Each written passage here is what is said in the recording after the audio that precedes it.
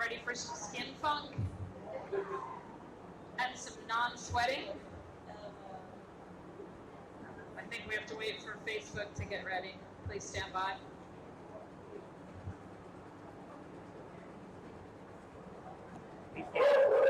Yeah, exactly.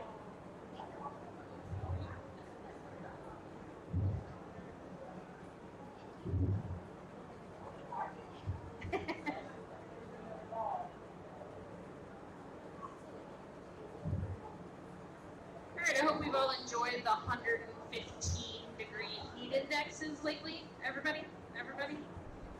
I'm a pretty hardcore horseback rider. I will ride about anything, but not 115 degrees. I've been walking by my guys and going, yep, good job. Hosing them off in the middle of the afternoon, trying to help them get through just this heat any way I can. So we all suffer through the same things, and it's summer in Florida, that's for darn sure. This summer seemed particularly hot and humid, but that's probably because I've been obsessively checking the weather in Yosemite, and it's 46 degrees there, and I'll be there in 2 weeks, so yay. So it seems even hotter here. So we put together the most common things that we see over the summer, and if you guys have questions about other things that we don't go over tonight, feel free to ask, because that's what we do. All right? Flies. So we're going to start with flies. They love summer. We love flies, right? Everybody loves flies. Yeah. So the first step to flies are, what do you have? Do you have stable flies or do you have house flies? Anybody know how to tell the difference? Sorry? You said something. One bites you. Exactly. One bites you. The stable flies bite you. They also tend to hang out from knees down. They're the ones that when they get a hold of your horse's legs, they'll leave little blood spots. They cause the most stomping from horses, and that's because what do you do when you have a stable fly on you? You stomp that puppy off as fast as you can. They look a little different. One's got pointier wings, one's got rounder ones. I'm not looking that close at them when they're biting me on the leg. I'm just going, oh, that's a stable fly. And the reason that's important is because they live in different areas. So you want to know if you have a stable fly or a house fly problem. Stable flies, like I said, they go for blood, and they tend to stay low. So you're going to target your traps and your sprays and all of those sorts of things for down low, versus house flies tend to come a little bit higher, and they're looking for the moist bits. They don't bite. They have their mouth part is actually like a big sponge, and they daub. So you want to know what you have so you know what to target. Both of them come from here, the poo. And if you came to our last seminar, you learned all kinds of new fun ways to deal with the poo. If you didn't come to our last seminar, you can see it on YouTube. There you go. It comes from two places, and one is the piles. So out in the pasture, typically, we'll have piles of manure. If you go out and look at those, they're not necessarily the worst offenders, unless you have horses or donkeys who are great at this in particular, who put their manure all in one place. If you go to those areas where you've got large deposits of manure where they've done it on their own, you'll see that you've got a lot of maggots under there. If you get the pitchfork out, turn it over, you'll find maggots underneath there. But if you go out and you look at an individual pile, you'll see that you don't necessarily have a lot of maggots in one pile. You may have a lot of flies attracted to it, but if you've got chickens, at my house the crows do an amazing job. If you've got any sort of birds, they'll do a wonderful job breaking up those individual piles of manure. But we all clean up our manure and put it into bigger piles. And if we put in those bigger piles, if we put hay, then we have a perfect environment for growing baby flies. So you want to go and check your manure piles, especially around the edges. Take your pitchfork again, lift it up, and see if you've got baby flies growing under there. What do you do about it? There's a couple of things we can do. This is the life cycle of every fly that affects horses, basically. But we've got an adult, we've got an egg, we've got a larva, and we've got a pupa. And we can target each of those cycles, those spots differently. For our larvae, which we affectionately call maggots, we can cover those manure piles with a black tarp. It does need to be black or really, really dark, and that will get the edges of the manure pile hot enough that it'll kill most of your maggots. And that alone will do an amazing job at dropping down your quantities of flies right there. The middle guy there is a fly predator. They do a great job if your flies are coming from a specific location, like a manure pile. They're lazy, lazy, lazy, lazy. And wherever you put them, they only fly 3 feet from there. That's all they're going to do. So if you have a bunch of flies over there and a bunch of flies coming from over there and a bunch from over there, you have to make sure that you have enough fly predators to put in all of those locations. And if you talk to any of the companies or the Penn State Veterinary Entomology Laboratory, I can get you that information, it's actually on our Facebook page, but they have done a lot of work with predators, but they can help you pick the spots where you're going to put those fly predators. But you have to be very strategic with them, and you have to put a lot of them out. So if anybody orders them, you know that this time of year the company will often send us double doses, and it's because these poor guys can't keep up with what's out there. So being very strategic with where you put them, and remember that they're only going to go 3 feet from where you put them. And then there's the lovely traps. These smell great, don't they? Everybody loves the way they smell. Yeah. Here's a little tip. You can also get the same effect by taking sugar water with a dash of vinegar in it, and you can catch just as many flies with that and not have that horrible smell. But traps are great for houseflies. These traps will trap all the houseflies you've got if you put them near where they're congregating.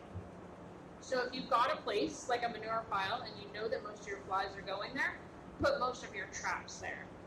Like for us, most of our flies don't necessarily come into the barn here, because there's not a lot to live off of here, right? We've got concrete floors, we obsessively clean, we do all the things. Most of our flies actually come from back there. So our traps are back there, not up here, because we don't want to attract them to where we don't want them, which is here. So we have a couple of them around the barn, but most of them are back in the back, keeping them back by our manure pile. If you have stable flies, which like the early part of the season when it's a little bit cooler and not 106, they require a reflective trap. You'll see them, they're called Ultravox traps. But the big key to stable fly traps, and they're the sticky ones that they'll stick to. So they're sort of reflective and sticky. But if you think about where did I say that stable flies like to hang out? Down low, right? So your stable fly traps need to be down low. They aren't going to do you much good if they're up here, or like I see them all the time hanging from the ceiling when the stable flies are down here. They're never going to make it up there. They don't like heights. So we can kill them, and we can repel them, right? We can kill them with fly sprays too. But you ever thought that your fly spray wasn't working? It's not. That same Penn State Veterinary Entomology group did a study last year that they promised me they're publishing this year so I can completely pilfer it. And they found that all those fly sprays that we get at the feed store don't work. There are 2 winners, and they repelled but did not kill flies, were EcoVet and Outsmart from Smart Pack. Both of those, now you will find other fly sprays out there with similar ingredients to Outsmart, so if you look at the ingredients list, there are a couple other brands that are similar. In particular, Spalding, which makes fly predators, sells a fly spray that is very similar to Outsmart. But these 2 actually repelled flies and did it for a few hours. Even the ones who said they do it for days didn't even make it to the hour mark. So these guys did a great job, and I'll tell you that I use EcoVet when I'm riding in the hardcore horsefly areas, and I can even repel them to some degree for about 30 minutes. And horseflies are the hardest thing to repel because they don't attract the same way that the other guys do. Are those good just for flies? EcoVet and Outsmart are actually really good. EcoVet in particular is good for ticks as well. Outsmart does okay on ticks, but not as well. But the EcoVet did really well across the board. Gnats, you name it, EcoVet repelled it. One of the reasons EcoVet repelled it is the smell. Pretty good smell, huh? I was about to get to the smell of EcoVet. It is a powerful smell. Really bad men's cologne is about the closest I can get to that. Both of them are actually all natural ingredients. Neither of them have a chemical like pyrethrins or permethrins in them. But the EcoVet is made up of fatty acids, and it was 3 fatty acids in particular that they found repel flies really well. It's a combination of those put into that fly spray, and it's an odor. It will make you sneeze and cough if you get it into your nose. Some people worse than others. The way that I apply it is I actually spray it onto a mitt very closely so there's not a lot of aerosolization, and then I wipe it on my horse. And one of the ways that you know that it sticks around is that I'll get done riding and they'll be sweaty like they are this time of year, and you can still catch a whiff of it. And like I said, it's a powerful whiff. So I recommend wiping it on, but you will not find a better fly spray for repelling flies. And the fact that you can repel horseflies with it as well is pretty impressive. We also use a product called Ultravox a lot on our gnat allergy horses, which we'll be getting to later. But Ultravox is a pour-on permethrin product. So it's oil-based, and you put it onto specific areas of the horse, almost like you do the flea and tick stuff for your dog or cat that you put on topically. We usually put it on the mane and the tail because those areas are less prone to the sunburn from the oil base. And then we'll wipe it lightly onto other areas of the horse. This stuff will stick around, and that's because of the oil base. If we're having rain like we had yesterday, for instance, it'll decrease its effectiveness down to 4 or 5 days, but we will have it last in dry weather up to 14 to 21 days. It's also really nice for the gnat allergy horses to keep the gnats out of their ears, their bellies, all those places where the gnats really, really, really like to get after them, and we just need them to go away. Yeah, this product in the center is Ultravox. The picture didn't come out as well as I hoped. It is available Amazon Prime in case anyone needs to know that pertinent piece of information. From Rural King. In case you need it faster than Amazon Prime. But we've had the best luck with this combination of 3 fly sprays. We have the Outsmart here if you guys want to smell that, but it's a minty kind of smell. It's not a bad smell at all, which is why we use it here. It's hard to take EcoVet and spray a horse down with it and then get up close to them and work on their legs. It'll knock you down. It works great. Bronco, which I don't know how many barns I go into and see Bronco. They put the fly in, and there was Bronco on a strip right here, and there's food over here, and the fly was like, oh, that's nice, right over. So, not particularly effective, the Bronco. All right. Do we want to do a drawing real quick before we switch to fat horses? Because we have a lot of drawings.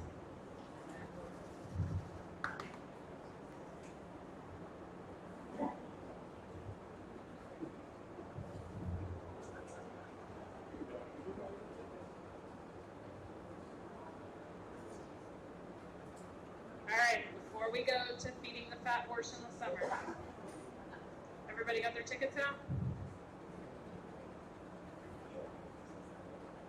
All right. Since we talked about flies, this is the IBH spray from Kinetic, and this has citronella in it, which repels gnats amazingly, and it also works really well on the itchy allergy horse. So, 649. Everybody get their glasses on. 1, 7, 5. Woohoo! There you go. Oh, you want to do one more? Yeah, let's do one more. All right. All right. I'm going to pick one of my personal favorite products, the AO shampoo. It doesn't really have a use for any particular skin condition other than daily gentle cleaning. Mostly I like it because it smells fantastic. It has a lavender scent to it, and it leaves their coat fabulous. And who doesn't want their horse smelling great, especially after you sprayed them with EcoVet? All right, 6, 4, 9, 2, 1, 4. Woohoo! All the way in the back. There you go. And a little dab will do you. You did not need much of that. So I love this picture because I feel like this horse is like, does this field make my butt look big? And the answer is yes, it does. Because this time of year, we have grass and grass and grass. Who's tired of mowing? Oh, I get so tired of sitting on the lawnmower. And that's great, right? We have cheap, readily available roughage to get into our horses. We don't have to spend money on hay. We don't have to spend a ton of money on grain this time of year. It's wonderful.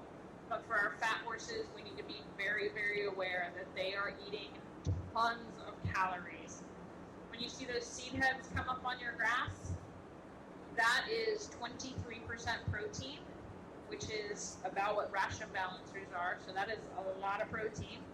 Most of you are probably feeding something in the 10 to 12% protein in your grain. And it is about 20 to 30% carbs, depending on some of the daylight and rain. So that is a steak and potato dinner with a cheesecake dessert on a stick. And that is the last thing fat horses need. So, grazing muzzles are the way to go. And I know, you're going to get the sad face from your horse when you put a grazing muzzle on. The other problem that I myself have had with grazing muzzles, I mean, yes, there's the one of keeping them on, but especially the older models really came over the nostrils, and I felt bad this time of year that I had something covering their nostrils and it was going to be hard for them to breathe. The companies have heard us say that we have really fat horses and we have got to figure out how they eat less grass, and we need them to be able to breathe in 110 degree heat with 90 humidity. And so there are some really, really, really great options out there. The Tough One brand is this sort of design, and they have really opened up the nose holes on those so that it is a lot easier for horses to breathe through the muzzle. So I would definitely look at those. Thin Line, which is a company that makes boots and saddle pads and girths, they have just come out with this model right here. The nice thing about that model is for the escape artist, it zip ties basically to the halter of your choosing. And so we can come up with a halter that stays on some of these escape artists first and then put a muzzle on to whatever that halter may be. You can also see that it really opens up the nostril area and they can breathe really well through it. And we can move kind of where the straps are.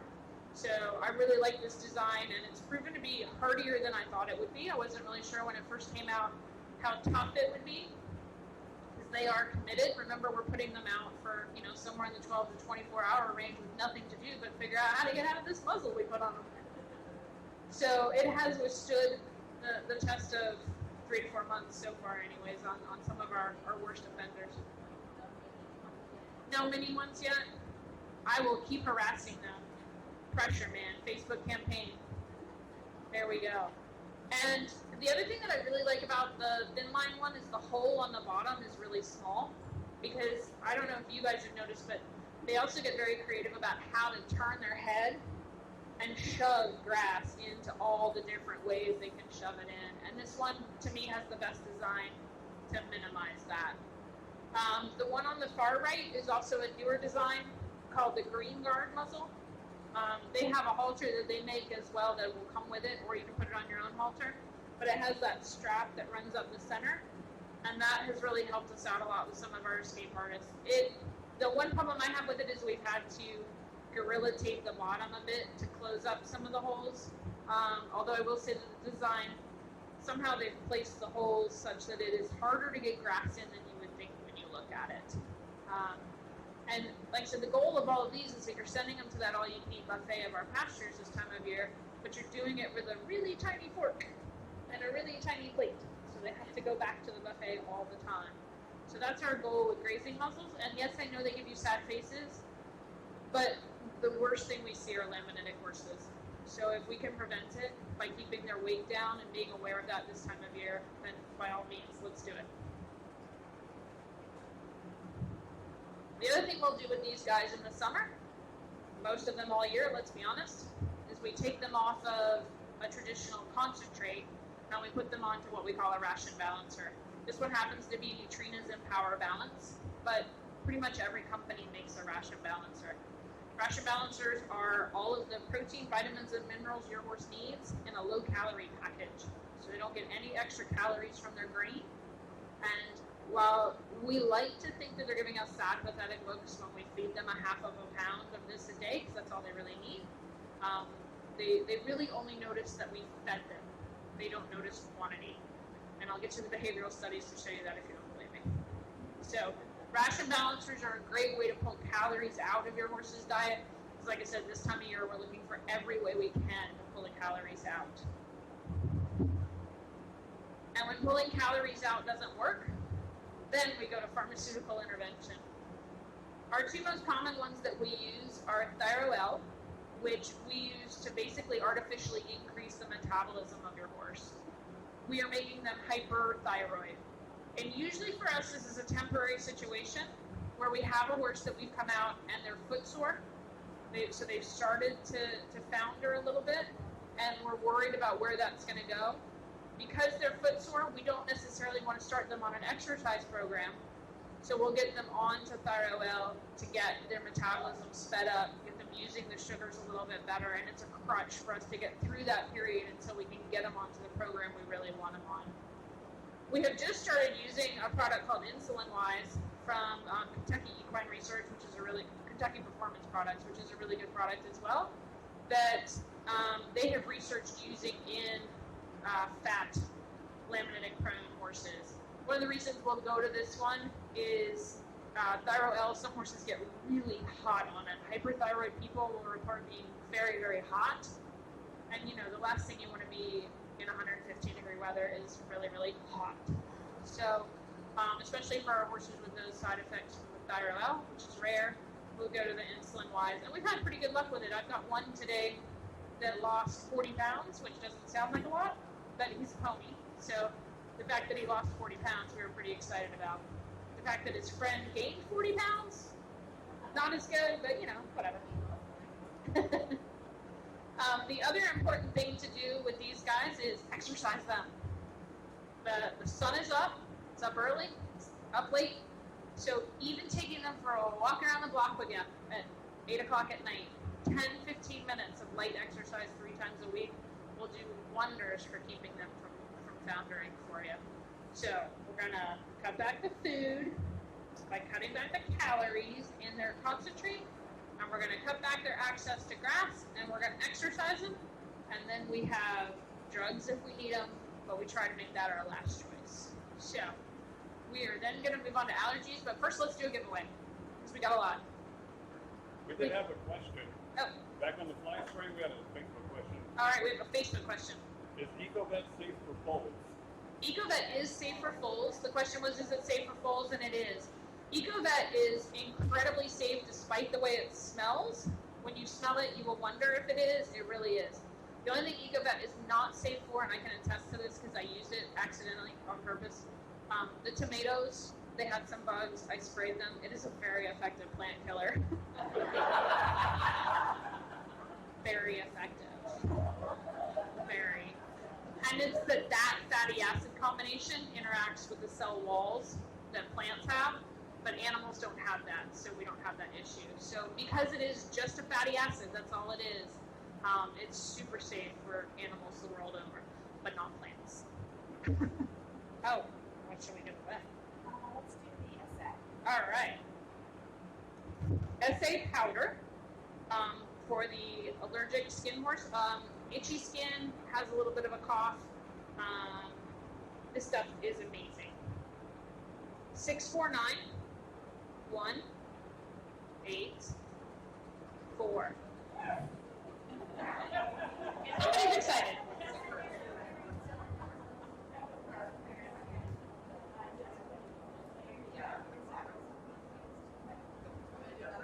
Ooh, we got an SV. How about that?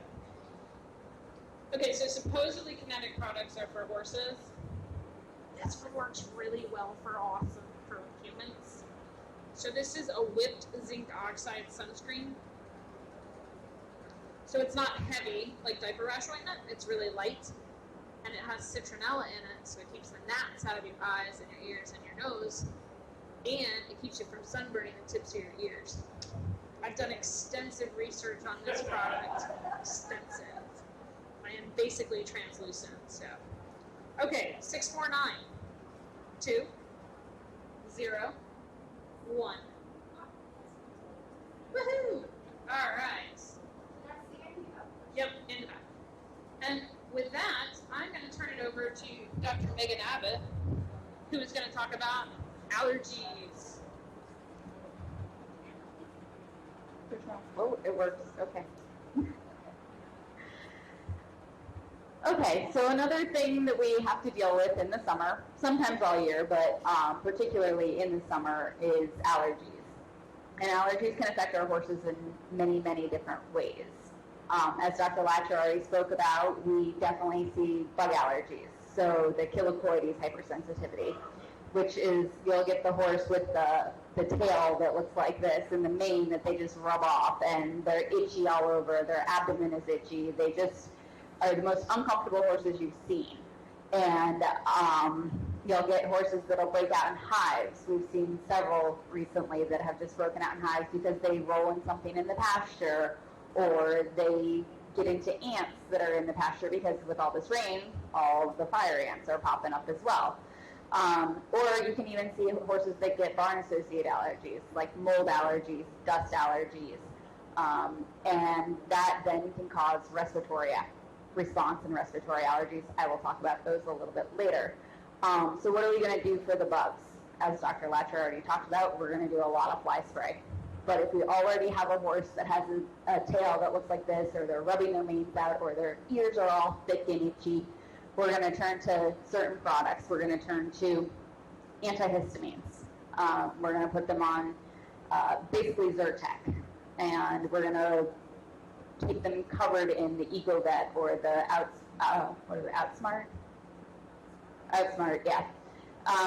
Or we're going to put this lovely product, IVH salve. And it's great because you get to rub it just a little tiny bit right in their ears, and it keeps the Chilocoides, the little gnats, out of their ears. You can rub it on their belly, it keeps it off the belly, and then that's going to help us to calm their skin down as well. But the biggest part is to keep the gnats and bugs off. As far as pasture associated, you know, there's weeds, there's like I said, the ants and all of that. So how do you treat the ants? You can treat them with the topical, you know, sprinkle on, but those don't always work, and they kind of like, oh, I'm going to go over here and build another little nest. So then what do?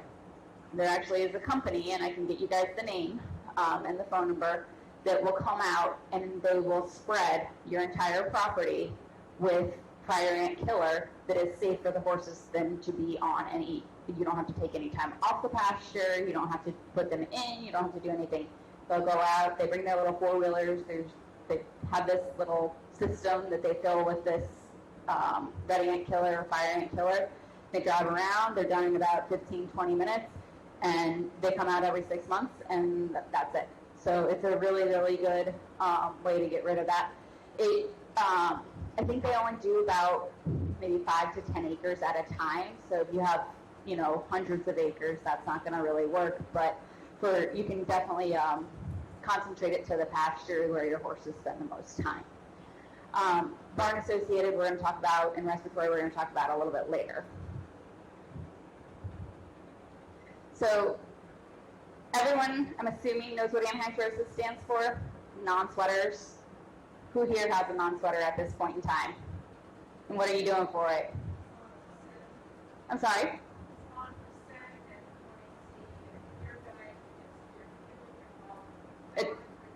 And is it doing well? So this is a video that I actually borrowed from one of our clients with her permission of what a horse with anhydrosis will look like. Hopefully it plays.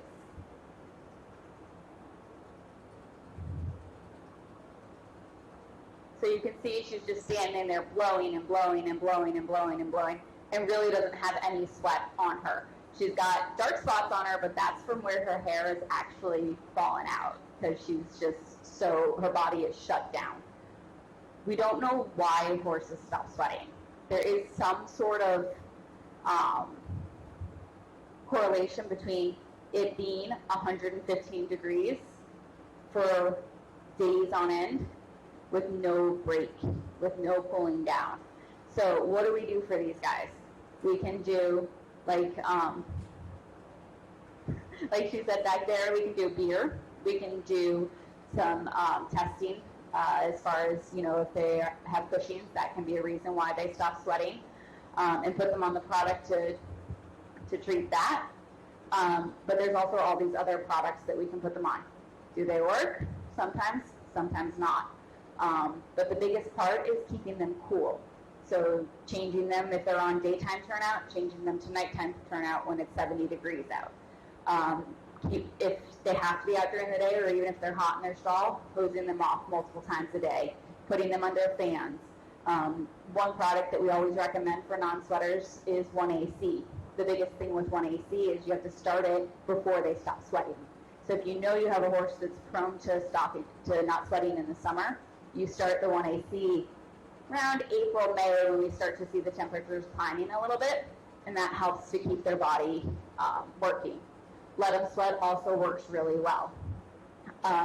Another thing that has some efficacy is acupuncture, and it doesn't necessarily make them sweat, but it will help to kind of cool them down. They'll stop blowing. There's been a couple of reports of horses who were blowing like that horse in the video before. They do acupuncture, and then they wait for 7 to 10 days to do acupuncture again, and in that 7 to 10 days, the horses stop blowing. It's not actively sweating, but it's not blowing. So that's definitely something that, can be useful. There's also a Chinese herb that kind of does the same thing as the 1AC, or the let them sweat, to help re-stimulate the body to come out of that shut down kind of state and start them to re-sweat. So breathing problems. So this is where our barn allergies, any of the pasture allergies can come into play, and we get the respiratory problems. So we have COPD, heaves, recurrent airway obstruction, inflammatory airway disease. Every breathing problem has been called all of these. Right now, the common accepted term is equine asthma. So equine asthma kind of encompasses all of these different breathing problems that we have. So you can see this horse here has this very distinct line in his abdomen. That's what's considered a heave line. And that is, you'll see a horse that's blowing. They might still be sweating. They may be blowing like that horse was in the video, but they're still blowing. They're sweating, but they're blowing. And you'll notice that they have this line. And that's a heave line. That's because of how much they have to breathe or how much effort they have to put into breathe in order to get enough oxygen. And you can see the horse, the chestnut horse there, is in this giant round bale of kind of, looks like it might be even wet hay, but that's just a big cesspool for mold. So I can almost guarantee you that horse, is going to start if it doesn't already have breathing problems. So what do we do for these guys? There's a lot of different things. Again, we're going to do some antihistamines to start. Most of them, especially the one that already has the heave line, we're going to put on steroids. They're going to go on Dex. So that's when it comes, we have to be really careful and make sure our horse isn't overweight, because if we have an overweight horse and we put them on steroids, we're playing with fire there with their feet. We don't want to have that push them over the edge and develop laminitis. For horses that are allergic to dust or mold in the barn, we're going to soak their hay. We're not going to soak it overnight. We're not going to soak it for days on end. We're not going to let it sit out and get soaking wet, but we're going to knock the dust off of it and then feed it. If they're allergic to the dust in the barn, you're going to turn them out before you clean those stalls. You're going to make sure they're far away from the barn. You're going to clean your stalls, and you're going to make sure they don't come back in for at least an hour so that all that dust can settle. If they are ones that are pasture, that they get allergies from the pasture and they're having trouble breathing with that, you're going to put them in the stall. You're going to make them stay inside. On days where it's been raining all day, they're probably going to be okay outside because there's not going to be all the pollen and everything. But we have to be really careful about how we manage these and figure out what the trigger is for the breathing problems. There's inhalers that we can make or have for horses that we can do inhaled albuterol to open up their airways. But again, we have to be careful with that because if those horses are competing, that's not something they can compete on. So we have to be very, very careful on what we medicate with. Luckily, most of them we can get under control with either some antihistamines or just some steroid, and we can get them on a low enough dose of steroid that they can still compete and be legal to compete. And finally, I'm going to talk, actually, do we want to do a giveaway before we do hurricanes? Okay. So, since one of my favorite products is the IBH, I'm going to do one of the IBH salves. And, all right, so we have, 649193. I'll let you take that back there. Do you want me to do another one and then take it? All right. Okay, and then we have a lovely little gift bag here from Crescend. It looks like there's some polo wraps, probably a hat, and some other fun things in there. So we'll do this one next. So 649189. Here we go. All right.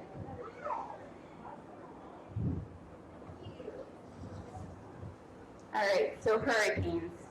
We all live in Florida because it's warm. We don't have to deal with snow. We don't have to deal with all that cold stuff, even though Dr. Lacher is very excited about it for some reason. I'm not sure why, but more power to her. I'd rather be here sweating.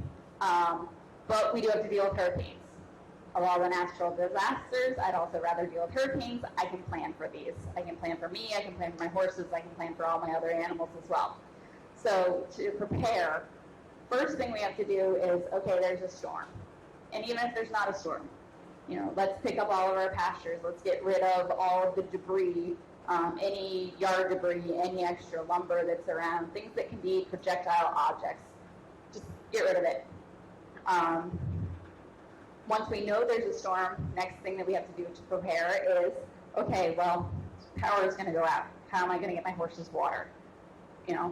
That's when you work with your community, you work with your neighbors. Sometimes, one neighbor will be like, oh, I have a gas-powered pump, so we'll provide the water for everyone. And one neighbor might be like, oh, well, I have, extra hay, and so, I can be the go-to if you run out of hay, that kind of stuff.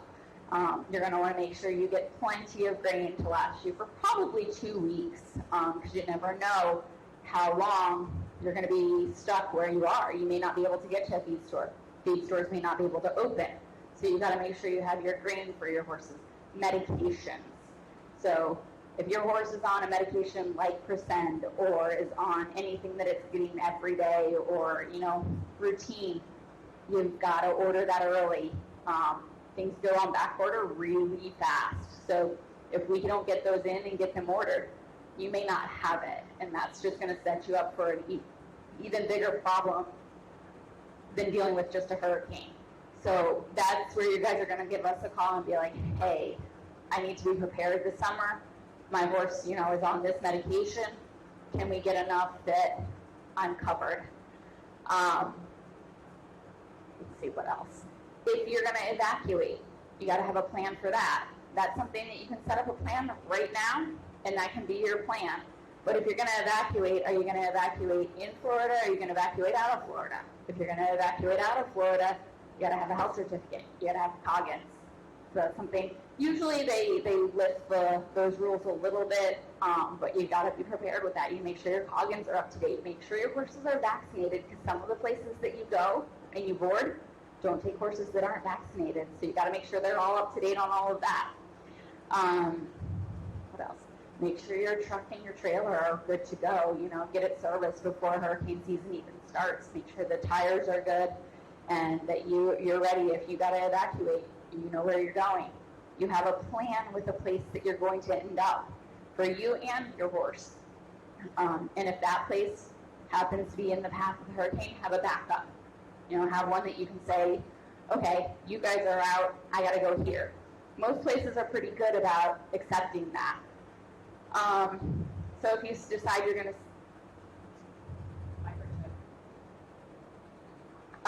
if you decide you're going to stay, even if you decide you're not going to stay, you want to make sure you ID your horse, right? So there's a couple ways we can do this. One, we can microchip horses, just like you would microchip your dog or cat.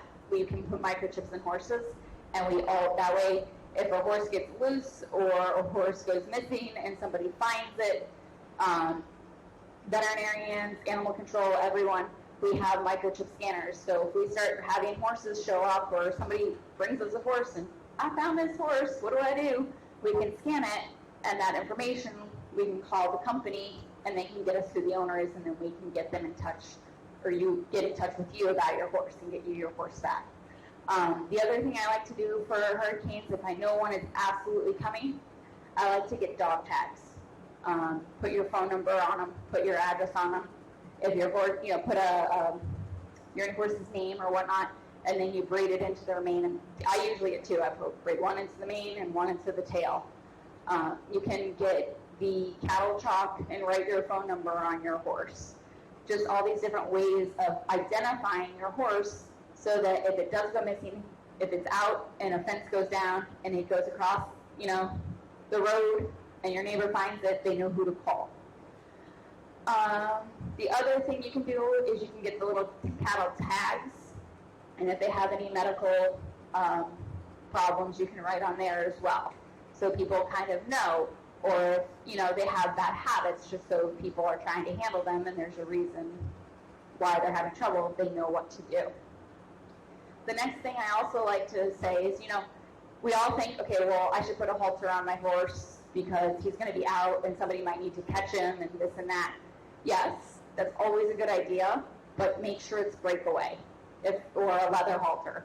If your horse gets caught on something, they can very easily, break their neck or get stuck, and they're not going to have water. They're not going to have any way of getting any sort of help. So I like to either put a leather halter on or a breakaway halter.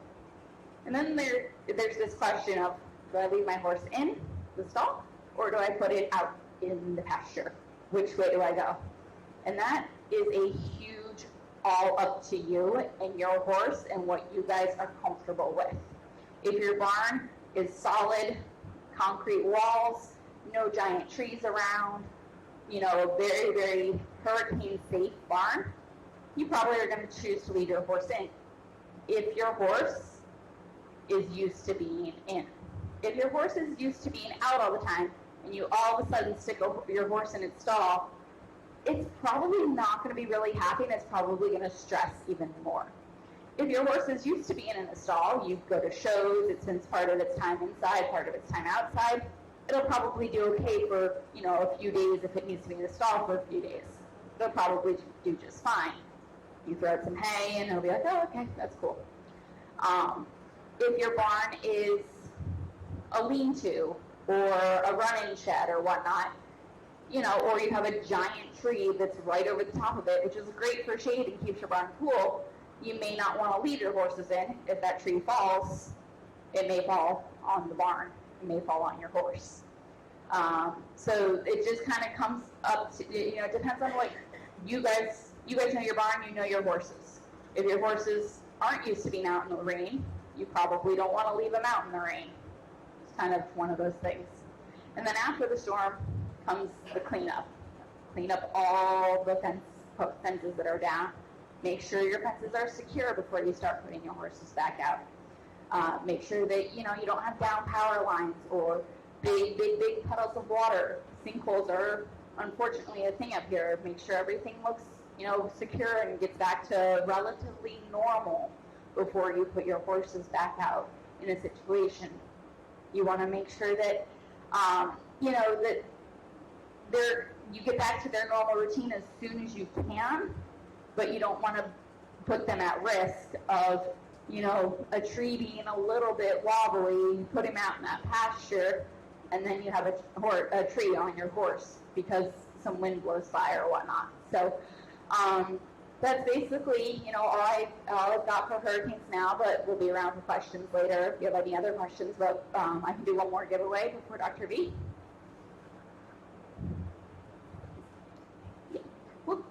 We'll do a CK shampoo. So this is a chlorhexidine, ketoconazole. So it's just a good kind of, for skin funk, any sort of fungus on the legs, that kind of stuff, helps to clean it up. So.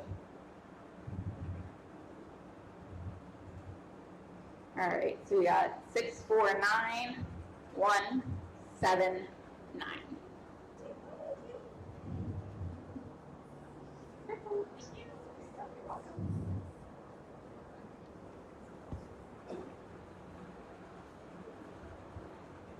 All right. So, what everybody probably came here to hear about, I'm going to talk to you about skin funk. There are lots of topics kind of within skin funk, and hopefully I'll touch on all the ones that you wanted to hear about. So, as Dr. Abbott was just talking about, the CK shampoo, those products are excellent for our bacterial infections. So that includes rain rot. That's not actually a fungus, it's a bacteria. It's caused by the bacteria Dermatophilus condylensis. Don't worry, I won't quiz you on that later. And it has that classic appearance, as the name suggests, wherever rain sits on the horse, that's where rain rot is most likely to develop. So along the top line, along the croup, we see it a lot. But would you also recognize it on the face here? Has a similar appearance, doesn't always look quite the same as it does along the top line, but that's the same bacteria. That can happen a lot when your horse is wearing a fly mask 24/7, which is a good thing. Keep the fly mask on. Just treat the secondary rain rot if you see that. So that giant gallon jug of CK shampoo, I have one of those in my wash stall. It's probably my favorite of the EquiShield Kinetic Vet products. It's great for all of these type of bacterial infections. It also comes in a spray, so if you're covering, after you wash them with the shampoo, dry them off, you're covering a large area, you can use the CK spray to kill that bacteria, and it comes in a salve as well, so whichever formulation you prefer. I like the salve for the face and smaller areas like that. So rain rot, remember, it is a bacteria. It is secondary to horses being out in the rain and staying wet. So, in the winter, you can just use a blanket to protect them from the rain. But in the summer, when it's raining constantly every day at 5 p.m., your horses are probably going to be out in the rain and get wet. So not much you can do to prevent it. Just if you see this starting, it's easier to treat when it's in its early stages. All right, scratches. This is also a bacterial infection. You may know it as pastern dermatitis. That's the official name. It's also called mud fever or greasy heel. Because again, summer, we've got this kind of consistently wet weather. It rains every single day. The pastures are muddy and they're never completely drying off. And your horses are standing in that mud with all that moisture on their heels. So that's when this sets in. So the picture on the left here is a bit more advanced. But, those crusts aren't necessarily a bad thing. Don't necessarily go ripping them all off. You're just going to make your horse bleed, and then they're going to be really painful, and they're really not going to want you to touch it. So I would suggest putting the salve on, leaving it for about 48 hours. Just take a dry rag and wipe it off. That'll allow all those scabs to soften up, and you don't have to aggressively scrape or rip them off. But I actually get more concerned when they look like this picture on your right, just these little cuts, because those breaks in the skin are going to allow that bacteria to get under the skin, and it will shoot up the leg and cause a cellulitis. So even if you only have that little tiny amount of that little bit of a sign of scratches, definitely start treating it, and definitely have us out to take a look at it, because in some of those cases, the horses do require antibiotics. So CK salve is excellent for these. Again, the shampoo, whenever you're washing your horse's legs, you don't have to use it every day. I'm a very non-compliant owner. I probably bathe my horse once a week if he's lucky, and it still works. So I think the label directions say to use it 3 or 4 times a week, but definitely works if you just use it when you think of it. Another product that I love for the lower leg skin funk is Silver Winnie's socks for horses. So these are actually silver impregnated, so you can't just go to your friend that's good at sewing and tell them to hem you some socks. These are silver impregnated socks. They just provide the perfect amount of compression on the lower legs to prevent cellulitis and things like that. And they're also highly breathable, so you can leave them on 24/7. You don't have to take them off to let the legs breathe like you would with standing wraps. So they're great for any type of bacterial infections like this. Also great for wounds. I firmly believe that every horse owner should own a pair of these. And the website is easy. It's socksforhorses.com. SOX. All right, so that's kind of the bacterial fungus funk side of things. Now we're going to get into the itchy side of things. And actually, I'll do a giveaway before we change topics a little bit. So we're going to do a CK shampoo in my favorite Kinetic Vet product. I have a gallon of this. And the winner is, I wish I could enter. It's not fair. 649178. Oh, there you go. Perfect. And we'll do one more skin funk product. We'll do the salve as well. This is great to use for that pattern dermatitis, scratches, also on the face for rain rot. The winner is 649164. Oh, all right, there you go. Cool. Perfect. All right, so moving on to some itchy skin funk. So the common term for this entire problem is Swedish. You might have heard of horses getting Swedish. The official name is Culicoides hypersensitivity. Again, I'm not going to quiz you on that later. But Culicoides is the name of the gnat that causes this problem. And so it's really a gnat allergy. Horses are allergic to the saliva of these gnats. That's why it doesn't affect all horses. You might have 5 horses in your pasture that are normal and 1 horse that looks like this. So that affected horse is actually allergic to the saliva of these bugs.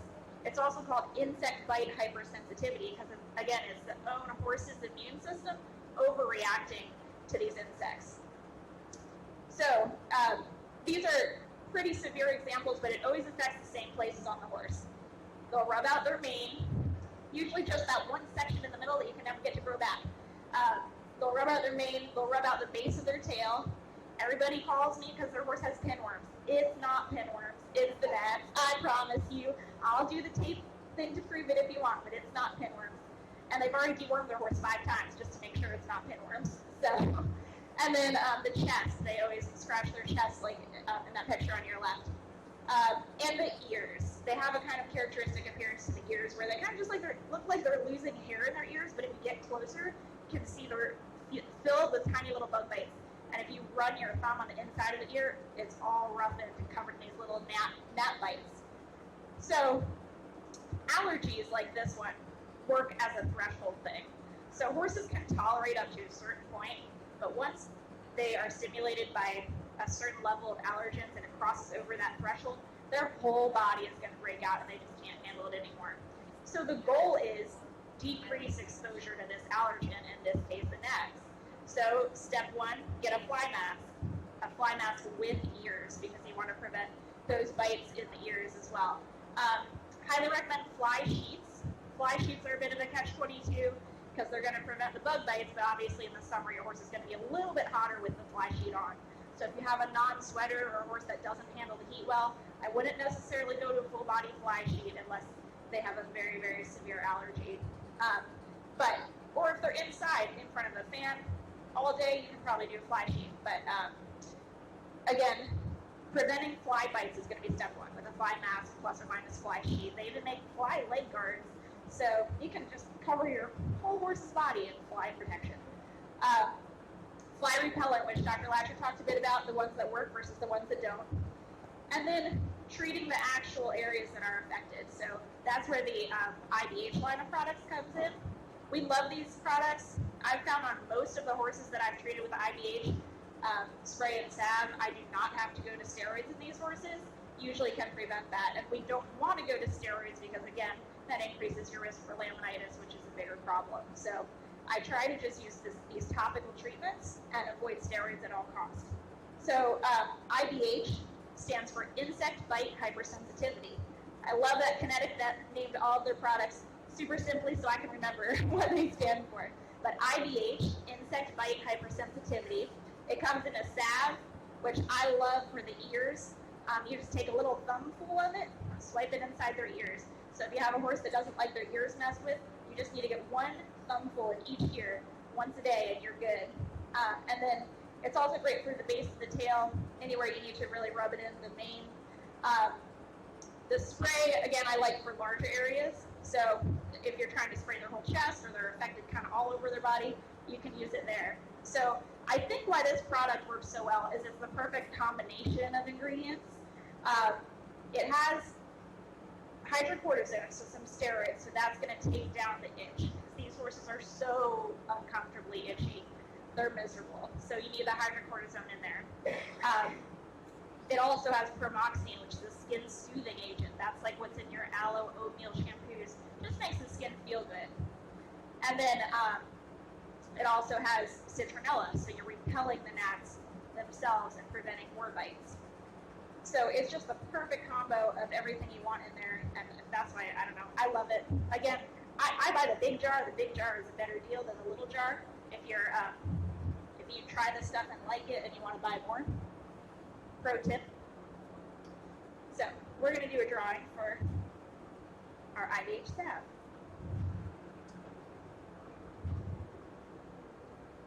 Six, 4, 9, 1, 9, 7.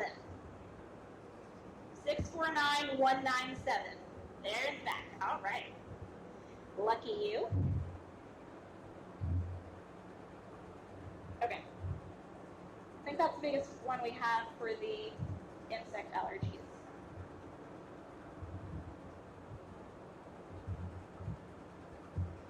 Okay. So then there are your generally itchy horses. This picture, the hives, where they're kind of all over the horse's entire body. This is not a horse that rolled in ants and got a bazillion ant bites.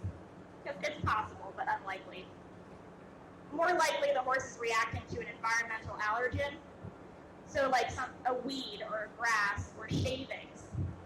Something in their environment they're allergic to. And my favorite treatment for these guys is some IR shampoo.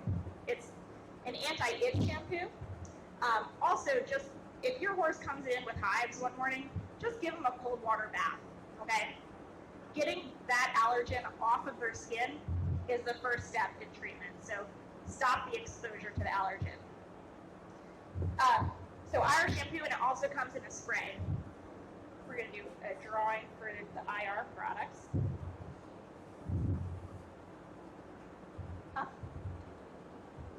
Okay, I will.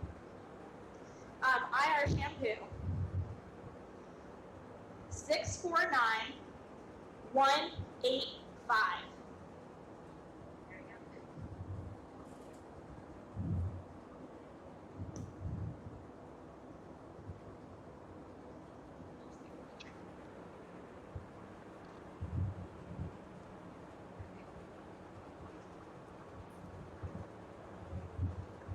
I'm gonna do one more shampoo. And another IR shampoo. Again, it comes in a spray as well if you like it. I want to try that. 649 192. All right. There you go.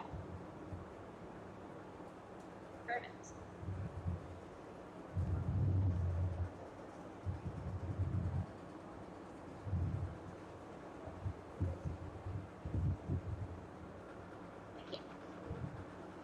Alright, so the last skin problem I'm going to talk to you about is sunburn. Horses tend to get this obviously on the white places in their coat. Two things I'm going to recommend for this. One obviously is protecting the white skin. Okay, I have a horse with an unfortunate white snip on his nose, and I keep him in this exact long nose fly mask all the time when it's light out. So if you can prevent the sunburn, that's obviously the easiest thing to do.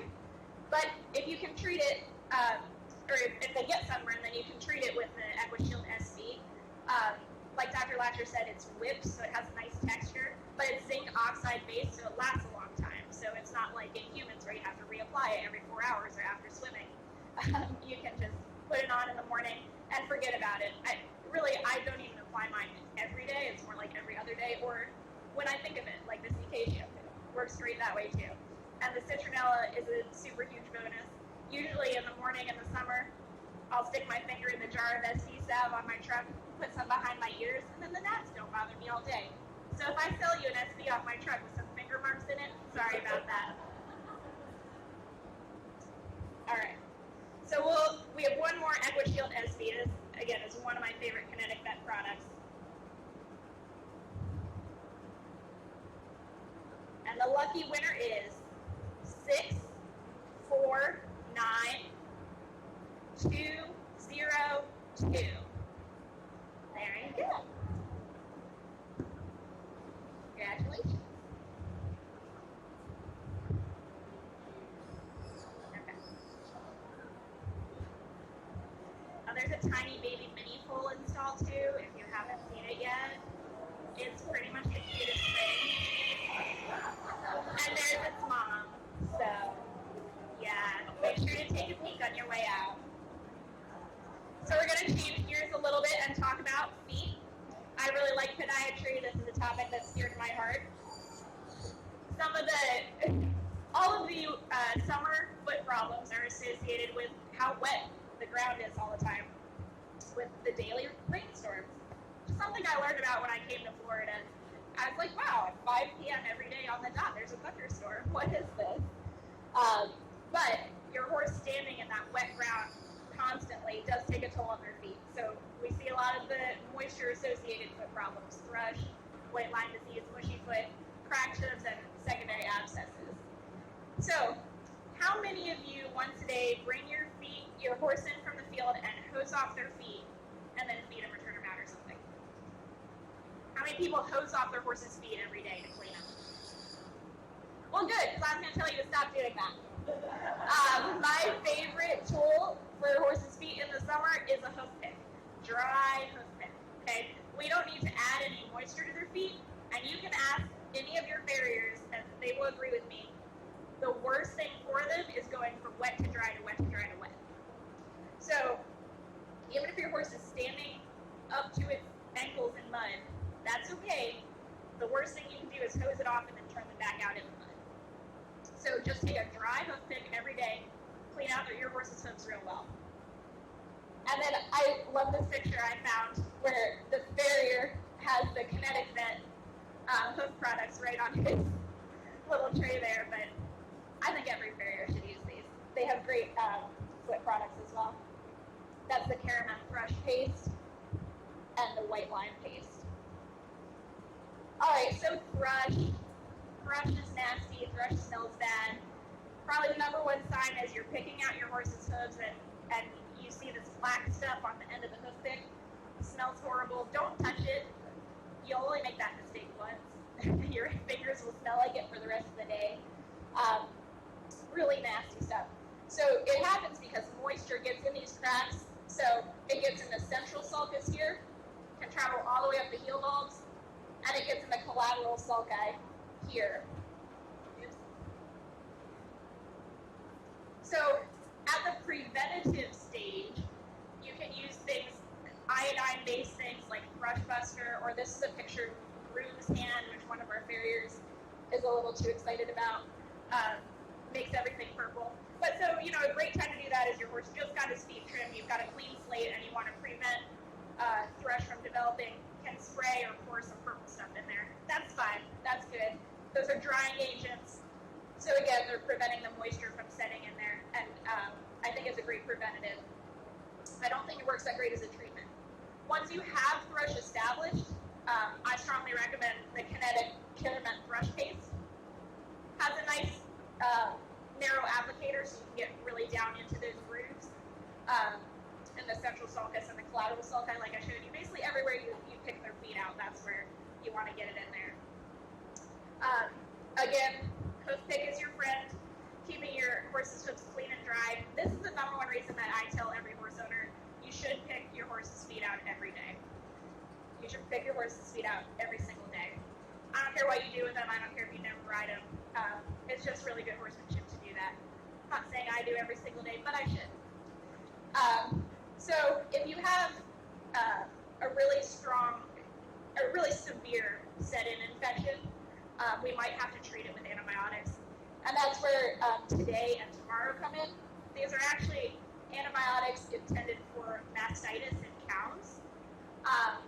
But conveniently, they have these narrow applicators that are intended for going into the teat orifice. They also work great for getting in the sulci of the horse's feet. So that's actually an antibiotic. I wouldn't necessarily use that unless we've seen the horse diagnose a severe thrush infection and recommended treatment with that. Okay. White line disease. So your horse is standing in that wet environment. It causes separation of the white line. That's this tiny white line, as the name implies, around there. It's between the outer hoof wall and the sole. So when that separates, it's also called seedy toe because it allows bacteria to get up between that layer, between the hoof wall and the underlying layers, and establish an infection. So those are always anaerobic bacteria, which means they prefer dark, moist environments with no oxygen. So the best treatment for white line disease is opening it up, exposing it to air. And that's what a farrier has done here. Once you expose that white line to oxygen, the bacteria is killed instantly. So severe infections, I'll always have the farrier do that. That's step one. But I'll often soak these feet with clean tracks. Clean tracks, it also comes with a giant soaking fluid that goes up to their carpus. You mix the powder with water and it causes a chemical reaction and kind of creates this gas. That gas gets up into these cracks here beyond what we can reach and kills the bacteria. So that's a good one-time treatment. And then for maintenance, so you've had the farrier out, they've opened up all of the affected areas of white line to expose it to oxygen. You've done the treatment with clean tracks. I would follow up with the Kinetic hoof crack and white line paste. Stays in really well. It's a good consistency. So you don't necessarily have to apply that every day, probably every 3 days or so. But again, you're going to take your handy dandy hoof pick, clean out that white line crack as much as you can, and then pack the paste in there. And it's actually antimicrobial as well, so prevent the infection from reestablishing. Okay. Another thing that we always see in Florida, nobody anywhere else in the world knows what this is, but we certainly know what it is. It's called mushy foot. So your horses are standing in the wet, and their sole just becomes crumbly. It's like flaking off, and it gets so soft you can depress it with your thumbs.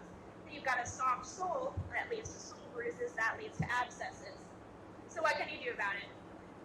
My favorite treatment for mushy foot is called Durasol. This actually is an alcohol iodine blend with formalin as well, and it binds to the components of the hoof to form a matrix, so it actually strengthens the sole. It does have to be applied on dry feet. So if your horse is standing out in the mud, turn it, bring them in, clean out their hooves really well with the hoof pick, and wait a little while until their feet dry out, and then apply your Durasol. And I hold the foot up, put it all over the sole, and count to 60 with your horse standing there, test of patience, and then put it back down. If they're still crumbling and you need further intervention, your farrier might wrap the feet with cast padding material. That just kind of prevents the crumbling and gives them an extra layer of protection on that really sensitive sole. But I tell people it's like walking outside barefoot on the blacktop. So if you wear sandals all the time, you're never going to get calluses on your feet. If you go out on the hot blacktop barefoot, your feet are going to adapt and get harder. So once you wrap them with calf padding, yeah, you're temporarily protecting them, but you're not giving that sole a chance to harden up on its own. Dursole's awesome. We carry that here. I use a ton of it. All right, hoof cracks. In this case, I'm talking about the hoof cracks that happen from standing in a wet environment and your horse's foot just pancakes out. No matter what you do, you can see it happening. It just gradually gets worse and worse. So a couple things that I'll ask my owners. Is your horse on a biotin supplement? So your horse's feet are a really good representation of its nutrition. If you're feeding a high level of biotin in your feed, your horse's feet will be strengthened. Now, look at your feed bags, because a lot of the bigger companies will add biotin already. But if not, and you want a supplement to put on top of that, I recommend Farrier's formula. They have Farrier's formula double strength. There's a lot of research behind it that it works really well to provide a high level of biotin. And we're not big on supplements here. This is one of the few supplements you'll hear us recommend, but there is research behind it and it does work. So make sure your horse is on a high plane of nutrition with biotin. Make sure you're picking your horse's hooves out once a day. And then, so the hoof crack and white line paste you could try as well. That's more for if you have a large, deep crack that you need to pack with something. These smaller cracks, you might have trouble getting it to stay in there, or it might not really require it. But if you have a big crack that's going all the way up to the coronet band, definitely Caravent hoof crack paste. Another thing you can do is a hoof protectant, like a sealant. Again, you want to put that on clean, dry hooves before they go out into the moisture, because it's really a water repellent. Most of these are oil-based. I like the Kevlar Tough, and I just learned 1 hour ago that Kinetic Vet also has a hoof sealant. I did not know that. Contender hoof dressing. So I personally am going to experiment with this and try it out and get back to you, but lucky winner today is going to get to try it out as well.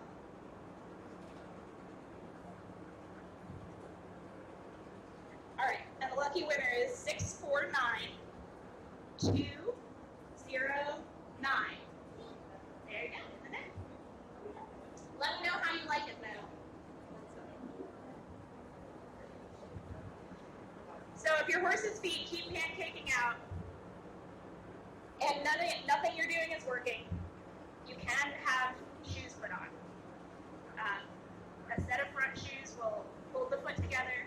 It'll keep the sole off the ground and out of that moisture just a little bit, and it'll prevent that pancaking from getting worse. So if you think your horse might be at the point where it needs shoes, talk to your farrier and they'll probably say it does. Oh, abscesses. I'm actually not going to talk a lot about abscesses here. It's just, if you have any of the aforementioned conditions, they can develop into an abscess. There's only one definitive treatment for abscesses, and that's environmental management. So it really almost always is an environmental problem. So if you've got one of these wet pastures that just never dries up all summer long, try to encourage your horse to spend time where it's dry. So if they have a run-in or a stall that they can go in that's dry, put some extra hay in there to encourage them to spend more time inside and less time out in the dew or the mud or the moss. Also, if they spend most of their time around the hay feeder, maybe put some crushed lime rock down around there, so at least that place where they spend most of their time is dry. Around water troughs in front of the gate, wherever you see your horses hanging out, just try to make sure those areas are a little bit more dry so they can get out of the moisture. And if you have had a problem with recurrent hoof abscesses, I think you'll find that some environmental changes in your pasture will help decrease the frequency. All right, so managing heat. This is really what you all came here to hear. All of these summer problems, what are we going to do about it? Well, these are really the two basics here. You need to make sure your horse has shade and water. Horses drink more than you would realize. realize an average horse at rest, when it's not 115 degrees out, will drink 5 to 10 gallons of water per day. That's not taking into account if they're sweating, if they're out in the sun, if they're getting exercised. All of those things are going to increase their water needs to up to 30 gallons a day. So I'd say if they're in a stall, make sure they have at least 2 full 5-gallon buckets. And if they're outside, make sure they have a water trough. And make sure it's clean and appealing. There are a bazillion different ways to keep your water troughs clean. I'm not a big fan of adding bleach to the water. I think most horses will drink it if they have no other option, but it does change the taste a little bit, and I just don't like the idea of my horse drinking bleach every day. Goldfish are a great option to keep your tank clean. They'll eat the algae to keep the water clean. The horses will not eat the fish that I know of. And then shade. Surprised how many people don't have any shade for their horses out in their pasture. They'll have like one tiny tree on the edge that's not really doing much half of the day when the sun's on the other side. So obviously all the horses in this pasture are gathered together not because they like each other, but because that's the only shady spot in their pasture. On these super hot days, there's a huge temperature gradient between the sun and the shade. I'm sure anybody that lives in Florida realizes that. I'll be talking to somebody, I'll be like, hang on, let's move over here where it's shady because it's going to be about 25 degrees cooler. So make sure your horse has some shade, whether it's a tree or whether it's a shelter. They make these tarp things that you can set up that provide just enough shade for your horse. So it doesn't need to be anything expensive. You can get creative with it, but make sure your horse has somewhere it can get out of the sun during the day.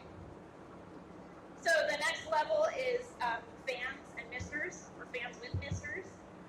I love these giant fans. They push a ton of air. And then you can also get the stall-mounted fans. The other advantage to fans is those gnats that cause the Culicoides hypersensitivity, they're not good flyers. And if you just put a fan on your horse, you're probably going to blow all the gnats away, so that's going to fix that problem as well. So double benefit to having your horse under a fan in the summer. Misters are especially great if you have a horse with anhydrosis that really needs to stay cool. One other word about fans, be sure to avoid these plastic box fans, okay? Several reports of them causing barn fires. They are not labeled for outdoor use, and they really scare me when I see them in barns. So I would get the metal encased outdoor rated fans. Okay, so there's a big debate going on between whether or not you should sweat scrape your horse after you hose them off. How many people think it's good to sweat scrape your horse after you hose them off? Okay. How many people think you should never sweat scrape your horse after you hose them off? Okay. I'm going to go with it doesn't really matter. So, Dr. David Marlin, who I'm quoting here, has done extensive research on heat and cooling in horses. He's written like over 20 scientific journals. He works for the Olympics and the FBI on topics about cooling horses down quickly, several endurance races, things like that. So he knows what he's talking about. So there are two different ways horses cool down, by evaporation and by conduction. So if you hose off your horse with cool water, you're cooling them by conduction. That is the fastest way to cool down a horse. Hose them off with water that's cooler than their body temperature. So unless your hose was sitting out in the sun and that first few feet of water is super hot, probably the water coming out of your hose is cooler than your horse. So you are benefiting your horse greatly that whole time you are hosing them off. Okay? And actually that will continue until your horse's body temperature equilibrates with the temperature of the water you're putting on it. So if your horse is hot after a ride, or they have anhydrosis and you notice them out in the pasture blowing, you want to cool them off as quickly as possible, hose them off. The quickest way you can cool down a horse. So normally, horses standing out in a field, they're going to mostly cool by evaporation. So that water leaving their skin, that evaporation process cools horses. This is the most efficient way for horses to cool off. That's why they evolved it over time. but it's not fast. It takes a long time. So the best thing you can do is a combo. Cool your horse down with hose water as long as you have time for, and then when you get bored or have something else to go do, let them free. No need to sweat scrape them. They're not going to turn into an oven and die. The rest of that water is going to evaporate over the next several hours, and that's going to further cool your horse. So as a matter of fact, this author recommends not scraping because the more water on your horse, the more evaporation is going to occur. Once you sweat scrape them, you're taking a lot of that moisture off. So it's not terrible. You can. I usually sweat scrape my horse, otherwise he goes out and rolls and gets really dirty. But they're not going to cool as efficiently if there's less moisture to evaporate off their skin. This is what I was talking about the equilibration. So if you put ice cold water on your horse's body temperature is going to equilibrate until it matches that of the water, until they meet somewhere in the middle. So as long as the water you're hosing them with is cooler than your horse's body temperature, you're doing a good thing. Again, either way works, okay? Hot horse, covered in water or sweat, gonna cool by evaporation, is gonna cool down. Hot horse, covered in cold water, is gonna cool by conduction, it's gonna cool down. So that is pretty much how to cool off your horse in the heat. That was a lot of information. Does anybody have any questions? Yes, Sally.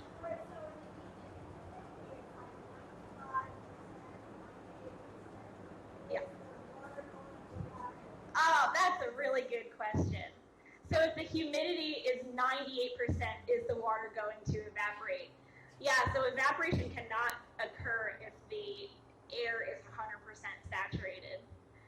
Yep, that's a very good point. It can't.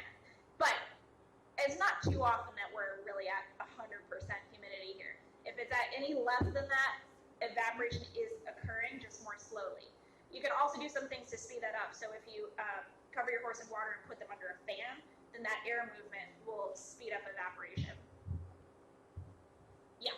So if you have a horse that gets those bacterial skin infections, Yeah. and you let them down, you want them to dry faster? Yes, ideally. I don't think the amount of time that your horse is wet after a bath is probably going to cause rain rot to set in. Really, we see it more with long-haired horses, horses that there's some reason that there's moisture sitting on there and not getting removed. But yeah, I mean, if you're dealing with a bacterial skin infection caused by moisture, you probably would want to sweat scrape that horse. Get them to dry faster. Andrea. When you talk about the hooves and using the hoof picks with the bacterial stuff, do you need to disinfect the hoof pick at all, or keep it clean, or are you going to reuse stuff?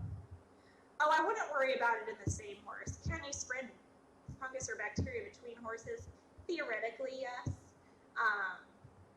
I don't know if that's necessarily been studied, but no, I wouldn't go crazy about trying to disinfect it in between. This bacteria does not survive well when it's exposed to oxygen or sunlight or any of those things. So it's probably not going to live very well on a hoof pick.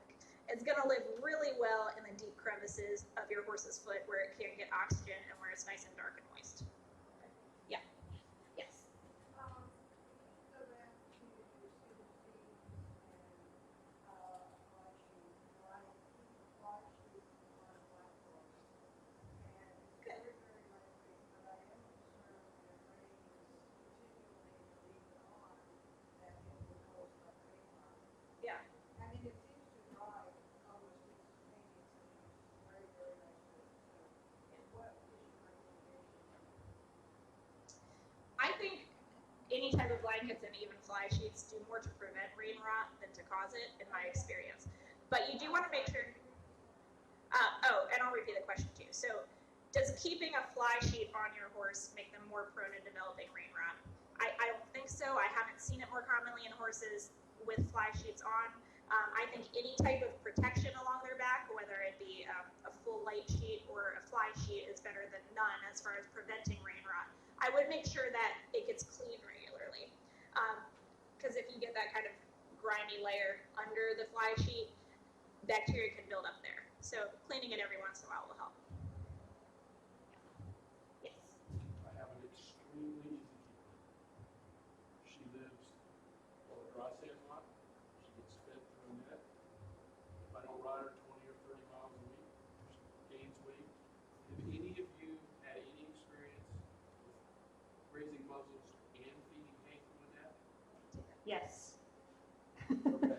I have one of those at my house.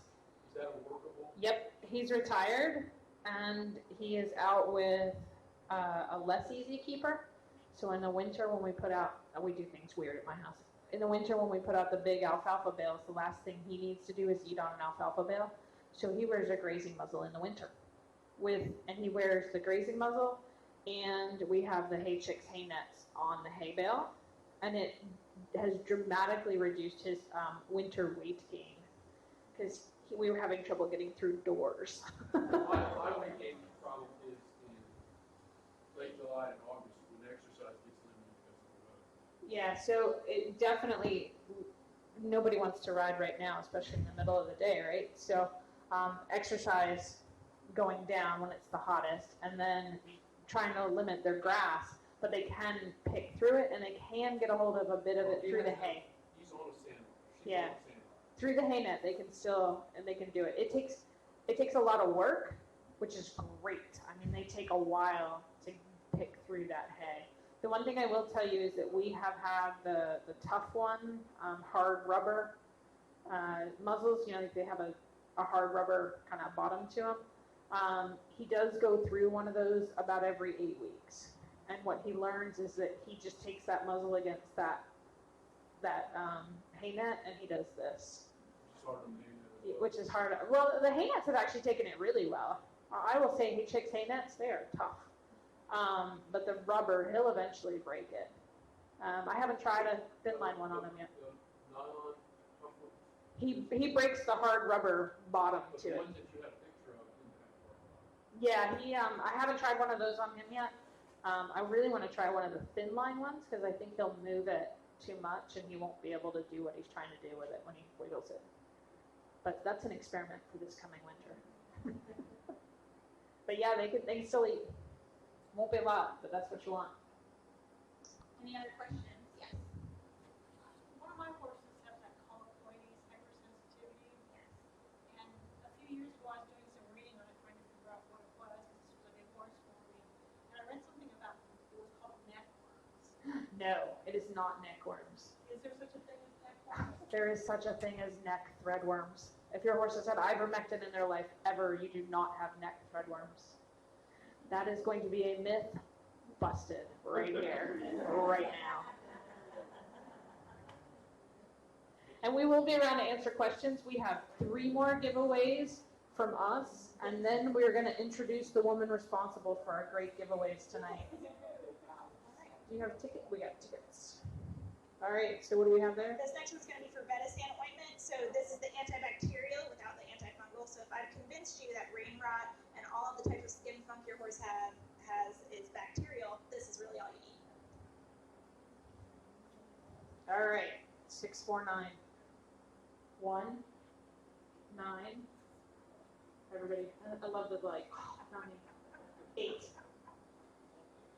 1, 9, 8. Yes. There you go.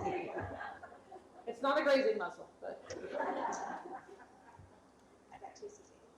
All right, and then we have a CK spray. We got one in the back. She's holding out. She's hoping her number's going to be called. It's your skin funk stuff as well. 649 196. Woohoo! There we go.